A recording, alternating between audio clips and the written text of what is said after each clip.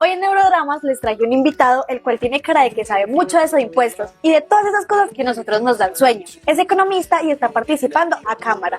Pero paren todo, el día de hoy no venimos a hablar de esos discursos que hemos escuchado mil veces.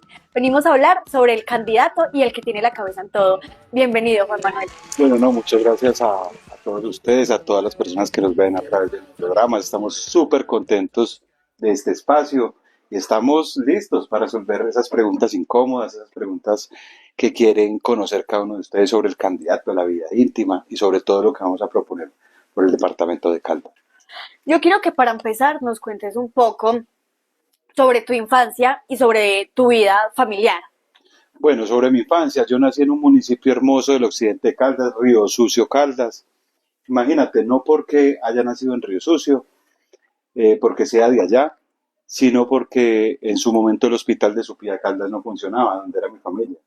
Entonces me llevaron, se desplazó mi familia a Río Sucio, nací en Río Sucio y al otro día me volvieron para Supía. Me vengo muy pequeño a la ciudad de Manizales, mi madre profesora del Instituto Chipre, crezco en ese hermoso barrio que me encanta, Chipre. Pues yo no lo digo en los discursos, pero ahorita que somos más espontáneos acá, uno crece con unos olores diferentes, unos sabores diferentes, viendo cómo llegan tanto propios y extraños a Chipre, y uno crece con ese bullicio. Yo me considero una persona muy alegre por haberme formado en ese hermoso barrio. Estudié en un colegio jesuita y ya pues de ahí voy a la adolescencia, voy madurando, pero mi niñez se desarrolla con mi madre y mi padre nos abandona a los 11 años y eso rompe pues mucho lo que es el desarrollo de nuestra familia. Acá también sabemos que fuiste el final boss de muchas instituciones públicas, pero cuéntame si alguna vez te sentiste perdido hasta incluso en tu oficina o ya sientes que desde siempre tuviste el GPS activado. Pues mira, eso es una pregunta súper importante en la medida que muy joven llegué a gerenciar y a estar pues representando y comandando muchas entidades.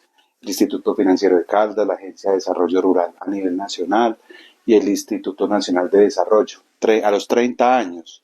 Y sí, claro, no sé si se siente perdido porque es una responsabilidad súper gigante tener a esa corta edad más de 7.000 empleados a su cargo, tener un presupuesto más de 5 billones de pesos y uno se siente a veces muy abrumado, pero primero es con la guía de Dios uno puede llegar a hacer las cosas bien, segundo con un buen equipo de colaboradores, de gente con experiencia y lo tercero, meterle no solamente la inteligencia de lo que uno aprende, sino la inteligencia espiritual. Si uno mete la inteligencia espiritual a su vida, puede llegar muy adelante. Teniendo en cuenta que casi toda la vida estuviste mandando a muchísimas personas, quiero que me cuentes si crees que tienes como en un videojuego así un superpoder raro que te haga aguantar tanta carga, por así decirlo. Como un poder, no, claro, como un escudo magnético, porque en la vida hay muchas personas celosas, mucha envidia, pero ese espíritu, esa aura, Dios se la pone a uno y uno necesita es trabajar y trabajar para crecer esa aura y que las malas energías e incluso las personas que quieren hacer daño no lleguen. Uno no solamente tiene el poder, sino que se llena como de rituales, como de cosas. Por ejemplo, me pongo mucha canela en los pies, me pongo espadadrapo en el ombligo, cada vez que estoy haciendo política, como agüeros. Pero a la final, uno estar cercano a la gente, hacer las cosas con responsabilidad, con empeño, con interés y contacto, hace que uno pueda ser una persona transparente, exitosa, pero nunca olvidar de dónde viene. Aquí hablando sobre todo lo que te ha tocado vivir, mandando en muchísimas empresas, quiero que me cuentes cómo nace ese amor hacia la política. Bueno, el amor hacia la política es algo que llevamos en mi familia desde pequeños. Mis abuelos del municipio de Supía, uno liberal, otro, o mi abuelo conservador y mi abuela liberal, siempre hicieron gestión política, gestión social. Y nos inculcaron desde pequeños servir a la gente. Uno veía a los abuelos sirviendo a la gente y todos en mi casa salimos políticos por culpa de mis abuelos. Entonces es algo que llevamos en la sangre, que después de 40 años, porque uno lo veía desde los 5 años, yo tengo 45 años, desde 40 años, pues ve esa gestión y lo seguimos haciendo. Entonces, desde ahí nace el servicio público, el servicio social, las ganas de hacer política, es por enseñanza, no por necesidad, porque uno a la final se pudiera ir al mundo empresarial, donde pudiera ser más exitoso que en la política, pero las ganas de servir nos tienen acá haciendo política.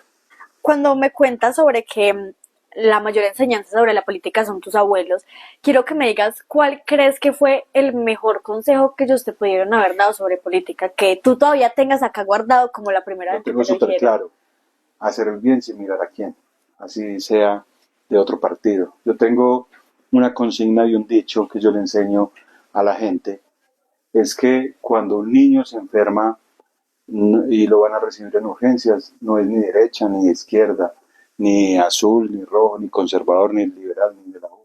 Es una persona. O cuando un adulto mayor requiere de una ayuda porque está perdido, porque necesita que uno hable con él. No es porque uno sea de un partido, otro partido. Hacer el bien sin mirar aquí. A mí me han enseñado que el lóbulo frontal es el que planea todo. Y casi toda tu vida has tenido que planear en modo de economista, entonces quiero que me cuentes cuál es tu método de defensa cuando las personas empiezan a tirarte haters, cuál es ese plan que tienes para cuando las personas no te apoyan, como esa forma de con números los enredas o qué haces. No. Uno no puede enredar a la gente. Siempre que uno trate de expresar una idea, de dar un conocimiento o de simplemente dar una opinión, debe hacerlo con respeto, porque es que en la diferencia es que se construye. Si uno no es capaz de convencer a una persona porque tiene otras ideas, hay que respetárselas. Entonces, el cerebro hay veces patina, da vueltas porque uno quiere que todos tengan la forma de pensar como uno, pero hay que saber que en la política y en la vida hay diferencias, hay pensamientos contrarios y eso es lo que construye la democracia. La democracia es que todos pensemos diferente. Cuéntame sobre algo que te apasione muchísimo, pero sientas que no es muy productivo, que digamos, pero así, sin importar que te haga muy feliz. Bueno, no, para mí todo lo que cause felicidad en la vida de uno, de mi familia, es productivo. Yo antes de estar ya en esta carrera de lo político, estaba obsesionado con el ciclismo y montaba en bicicleta todas las mañanas, estaba ya en modo competencia y disfrutaba mucho. También soy fan o obsesivo con la música de todos los géneros, soy coleccionista de música. A veces me toma la diferencia saber qué género me gusta más, pero cuando uno es melómano, pues aprende a escuchar todas las obras. Los invito a que escuchen el jingle de campaña de nosotros, lo tenemos en 14 géneros musicales, para el gusto de todas las personas. Está en mariachi, está en bolero, en reggaetón, en pop, en rock, bueno, en todos. Ahorita se los ponemos a escuchar para que lo miren. Entonces, todo lo que sea importante para uno en la vida hay que disfrutárselo.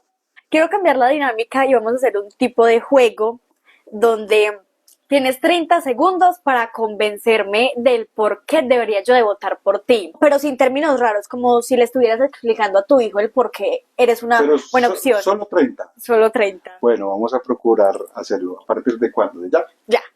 Bueno, mira, hay que votar por Juan porque cuando tú tienes problemas en tu casa, lo resuelves en familia. Hoy el Partido Conservador es el partido de la familia, que tratamos de resolver los problemas que hay en Colombia con un partido de la familia. ¿Qué buscamos? Conservar a Dios sobre todas las cosas, conservar la ética y los valores que tanto se han perdido, conservar la libre empresa y lo que es privado, conservar la familia y conservar el orden.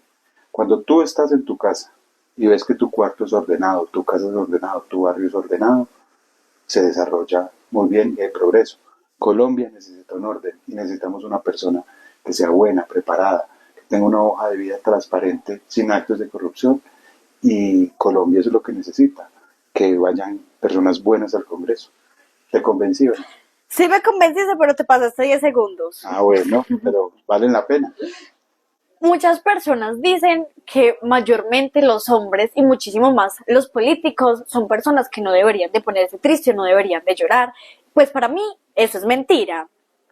Pero yo quiero que tú me cuentes algún momento en tu carrera que te hayas decepcionado tanto de cómo estaba la situación que tú hayas dicho que era necesario cambiarlo. No, eso que los hombres no lloran es pura mentira. Pregúntele a mi esposa que yo está viendo una película lloro. Yo soy muy llorón y muy sentimental. Miren, uno a veces se decepciona por creer demasiado en las personas. Y cuando uno tiene cargos que depende de muchos otros para avanzar y traicionan su confianza, uno se siente derrumbado. Uno debe confiar mucho en muchas personas para que las cosas se hagan bien y cuando eso falta, cuando eso no pasa, realmente uno se siente desesperado, pero siempre hay que levantarse y eso es un mensaje para todos. Nunca un problema es difícil, pero siempre tiene solución y hay que buscar en su red de amigos, en su red de personas, cómo salir adelante. Juan, muchas veces en la política las personas lo que esperan es que los políticos sean como superhéroes. El estrés es como lo principal de una campaña y de hecho en neurociencia se dice que el estrés apaga la creatividad. Entonces yo quiero que tú me cuentes algún ritual o algo que tú hagas cuando sientes que vas a explotar y no te quieres desquitar con nadie. No, eso es súper fácil, mira. En neurociencia también le explican a uno que hay que llevar la respiración. Cuando usted está al borde de la desesperación, tener respiración 10, 12 segundos, respirar, relajar un poquito el cerebro, si no es capaz de calmarse un poquito de agua, es como un ritual. Pero también es la forma de ser de las personas. Mi equipo de trabajo pueden preguntarle a todos, yo soy una persona súper calmada, súper tranquila y trato de hacer pausas para descansar un poco el cerebro porque es abrumador el tema de la política. Juan, muchas veces se dice que cuando un hombre se siente mal o quiere expresar sus emociones, se ve como debilidad.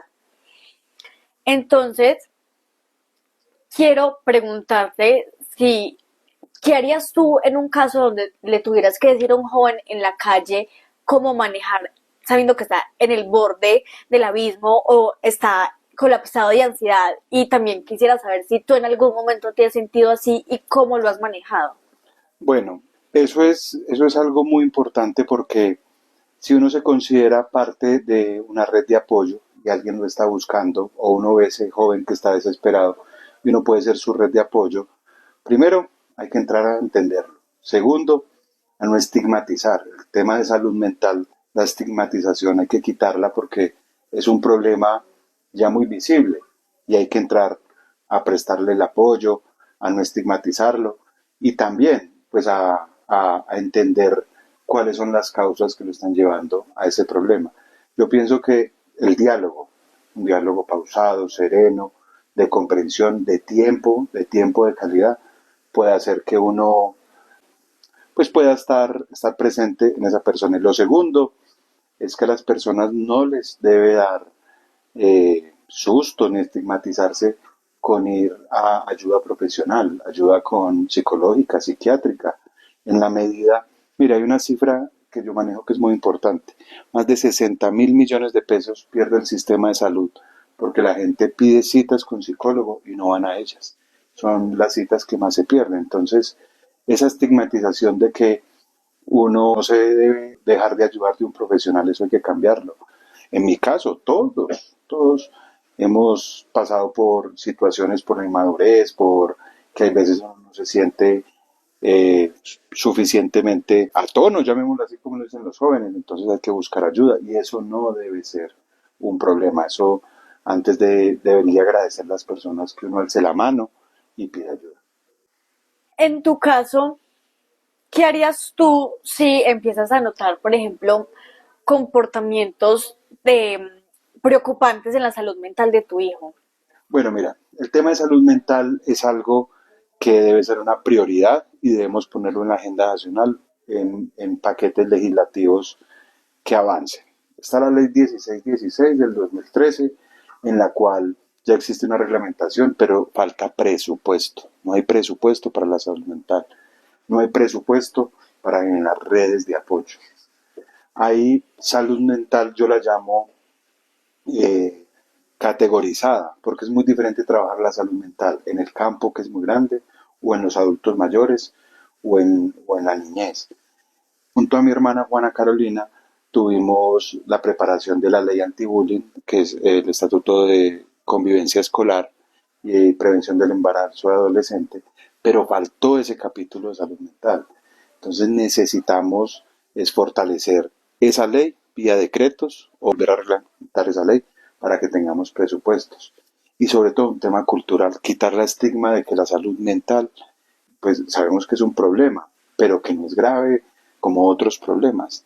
Hay que hablarlo de frente, abiertamente, para que más personas se puedan llegar a las redes de apoyo. Hay que crear más redes de apoyo.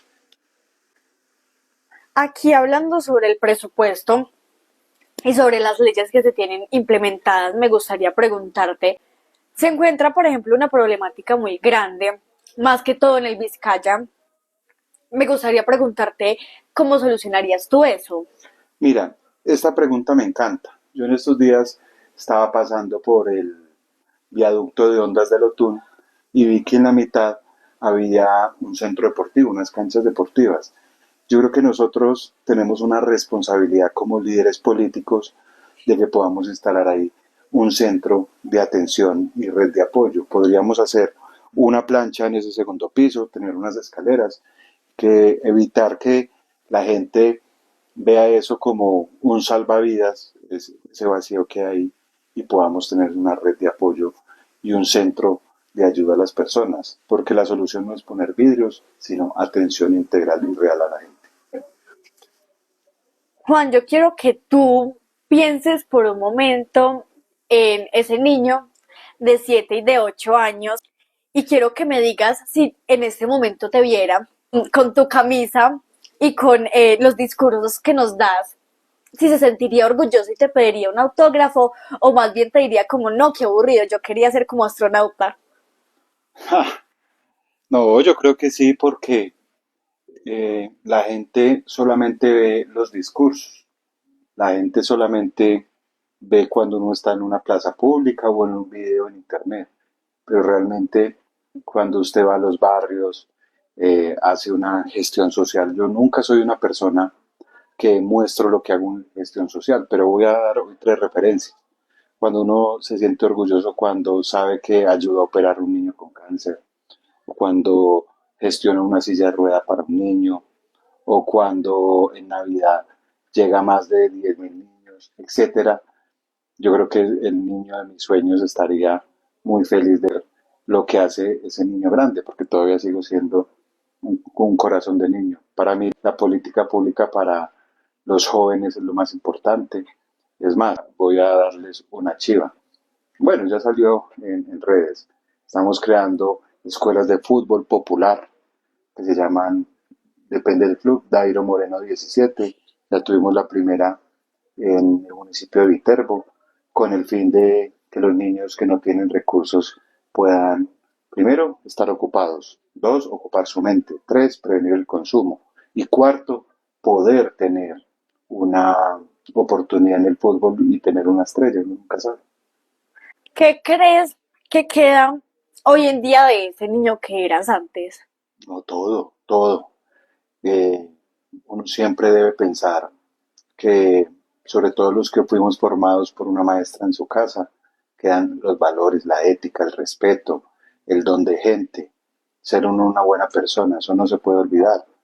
Yo siempre digo cuando termino todos los discursos, y lo tengo en un volante que se reparte por toda la ciudad, es nunca olvidar de dónde se viene, nunca olvidar que uno tuvo necesidades para estudiar, había que trabajar en muchas ocasiones para poder pagar el semestre, había que ser un poco proactivo porque uno no nació con todas las necesidades, pues uno en una familia de una madre soltera, pues tiene necesidades, entonces nunca olvidarse uno de dónde viene.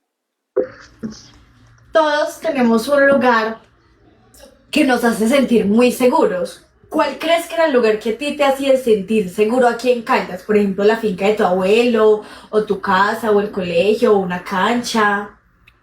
Bueno, no, un lugar seguro, bueno, dos lugares seguros, siempre en un entorno familiar. Para mí la familia, toda mi vida ha sido un entorno seguro. La casa de mis abuelos en Supía y mi casa con mi madre en el barrio Chipre eran los entornos más seguros. Siempre hemos sido familias muy hogareñas que hemos compartido una buena cena, una buena comida. Y yo creo que si uno en su casa, primero hay paz espiritual, hay orden, hay valores, hay tranquilidad, uno no va a huir desde su casa. Entonces la casa cuando comparte todo ese entorno son los lugares más seguros. ¿Qué harías tú desde el Congreso para poder que muchísimas más familias o muchísimos más niños pudieran sentir ese mismo sentimiento de seguridad que tú sentías en tu casa cuando eras pequeño? No, muy fácil. Entonces tenemos que seguir trabajando por fortalecer la familia. El Partido Conservador, vuelvo y lo digo, es el partido de la familia y debemos trabajar por esa unidad familiar.